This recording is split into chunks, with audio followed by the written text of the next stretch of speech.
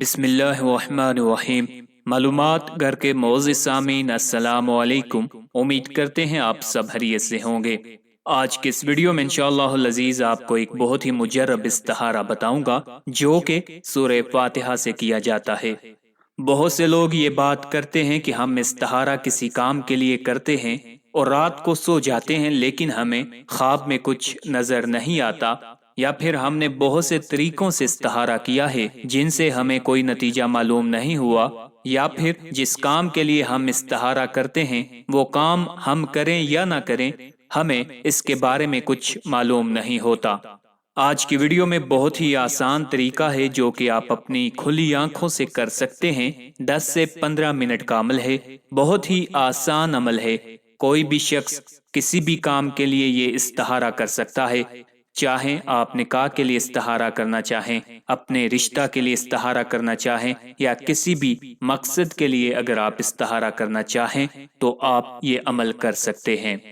تخلیق کائنات سے لے کر رسول اللہ صلی اللہ علیہ وسلم کی آمد تک صحابہ اکرام کے واقعات، تابعین، اولیاء اللہ کے واقعات، حضرت علی رضی اللہ تعالی عنہ کے اقوال زری، خوابوں کی تعبیر اور اس کے ساتھ ساتھ نئی اور جدید معلومات جاننا چاہتے ہیں تو ہمارے چینل معلومات گھر کو ضرور سبسکرائب کریں۔ حضرت عبداللہ بن عمر رضی اللہ تعالیٰ عنہ فرماتے ہیں کہ بعض اوقات انسان اللہ تعالیٰ سے استخارہ کرتا ہے کہ جس کام میں میرے لیے خیر ہو وہ کام ہو جائے، تو اللہ تعالیٰ اس کے لیے وہ کام اختیار فرما دیتے ہیں جو اس کے حق میں بہتر ہوتا ہے، لیکن ظاہری اعتبار سے وہ کام اس بندہ کی سمجھ میں نہیں آتا، تو وہ بندہ اپنے پروردگار پر ناراض ہوتا ہے کہ میں نے تو اللہ تعالیٰ سے یہ کہا تھا کہ میرے لیے اچھا کام تلاش کیجئے، لیکن جو کام ملا وہ تو مجھے اچھا نظر نہیں آ رہا، اس میں تو میرے لیے تکلیف اور پریشانی ہے۔ لیکن کچھ عرصہ کے بعد جب انجام سامنے آتا ہے تب اس کو پتہ چلتا ہے کہ حقیقت میں اللہ تعالیٰ نے میرے لیے جو فیصلہ کیا تھا وہی میرے حق میں بہتر تھا۔ اس وقت اس کو پتہ نہیں چلتا، وہ سمجھ رہا ہوتا ہے کہ میرے ساتھ زیادتی اور ظلم ہوا ہے، اور اللہ تعالیٰ کے فیصلے کا صحیح ہونا بعض اوقات دنیا میں پہلے ظاہر ہو جاتا ہے اور بعض اوقات آخر میں ظاہر ہوتا ہے۔ اس روایت میں ہمیں چند باتیں ملتی ہیں جو کہ بہت ہی قابل ذکر ہیں، ان کو سمجھ لینا چاہیے۔ پہلی بات یہ ہے کہ جب کوئی بندہ اللہ تعالیٰ سے استخارہ کرتا ہے تو استخارہ کا مطلب ہے اللہ تعالیٰ سے مشورہ کرنا۔ آپ کوئی بھی کام کرنے جا رہے ہوتے ہیں تو آپ اللہ تعالیٰ سے مشورہ کرتے ہیں کہ آیا آپ وہ کام کریں یا نہ کریں۔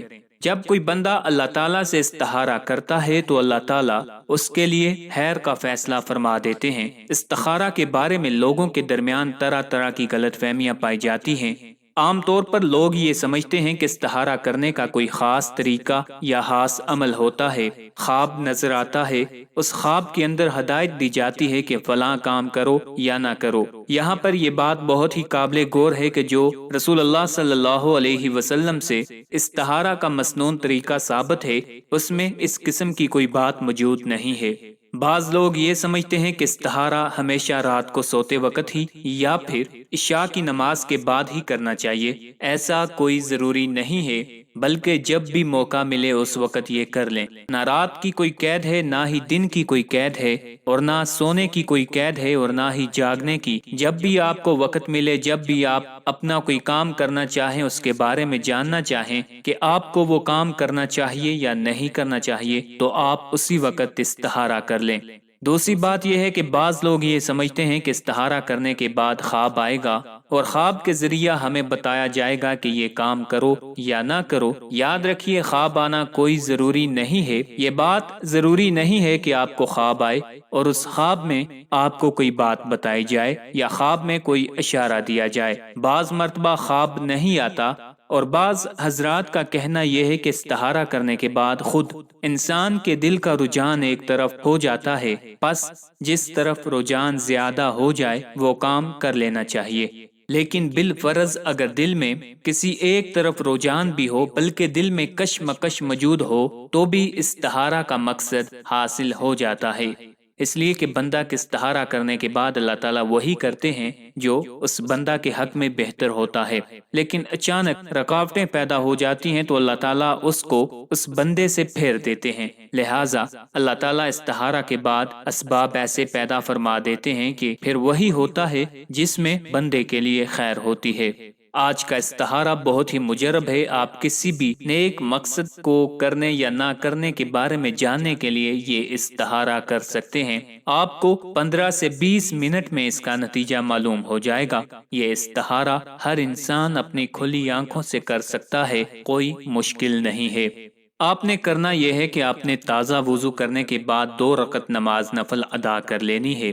سبحانک اللہم پڑھنے کے بعد الحمدللہ پڑھنی ہے، اور جب لفظ ایاک نعبد پر پہنچے تو آپ نے نعبد کی تکرار کرنی ہے۔ دل میں اپنے کام کا تصور رکھنا ہے۔ آپ جس مقصد کے لیے استخارہ کر رہے ہیں وہ مقصد آپ کے ذہن میں ہونا چاہیے۔ جب آپ نعبد کی تکرار کریں گے، اگر آپ کا چہرہ دائیں طرف ہو جائے تو سمجھیے کہ کامیابی ہوگی، آپ کو وہ کام کر لینا چاہیے۔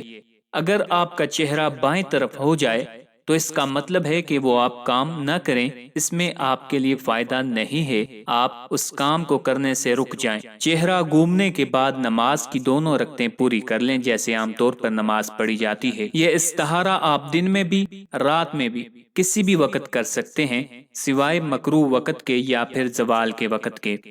ایک بار پھر بتا رہا ہوں کہ آپ نے تازہ وضو کرنے کے بعد 2 رکعت نماز نفل ادا کرنی ہے۔ سبحانک اللہم پڑھنے کے بعد الحمدللہ پڑھنی ہے، سورہ فاتحہ پڑھنی ہے، اور جب آپ ایاک نعبد پر پہنچیں گے تو آپ نے نعبد نعبد نعبد کی تکرار کرنی ہے۔ اگر آپ کا چہرہ دائیں طرف گھوم جائے، مڑ جائے، تو آپ کو جس کام کے لیے آپ یہ استخارہ کر رہے ہیں آپ کو وہ کام کر لینا چاہیے، اس کام میں آپ کو کامیابی نصیب ہوگی۔ اگر آپ کا چہرہ بائیں طرف مڑ جائے، گھوم جائے، تو اس کا مطلب ہے کہ وہ کام آپ نہ کریں، اس میں آپ کے لیے فائدہ نہیں ہے، آپ اس کام کو کرنے سے رک جائیں۔ چہرہ گھومنے کے بعد نماز کی 2 رکعتیں پوری کر لیں جس طرح ہم عام طور پر نماز ادا کرتے ہیں۔ یہ استخارہ آپ دن میں رات میں کسی بھی وقت کر سکتے ہیں سوائے مکروہ وقت کے یا پھر زوال کے وقت کے۔ یہ استخارہ بہت ہی مجرب ہے، اولیاء اللہ سے یہ ثابت ہے۔ اور استخارہ کو اگر آپ یہ دیکھنا چاہیں کہ یہ استخارہ کا طریقہ کہاں سے آپ کو بتایا جا رہا ہے تو یہ استخارہ کا طریقہ آپ کو شمع شبستان رضا حضرت امام احمد رضا خان بریلوی رحمت اللہ تعالی علیہ کی کتاب سے بتایا جا رہا ہے۔ آخر پہ آپ تمام حضرات سے گزارش ہے ہمارے وظائف کو، عملیات کو اپنے دوستوں، اپنے چاہنے والوں کے ساتھ بھی شیئر کیا کریں تاکہ زیادہ سے زیادہ لوگ ان سے استفادہ حاصل کر سکیں۔ اللہ تعالی ہم سب کا حامی و ناصر ہو۔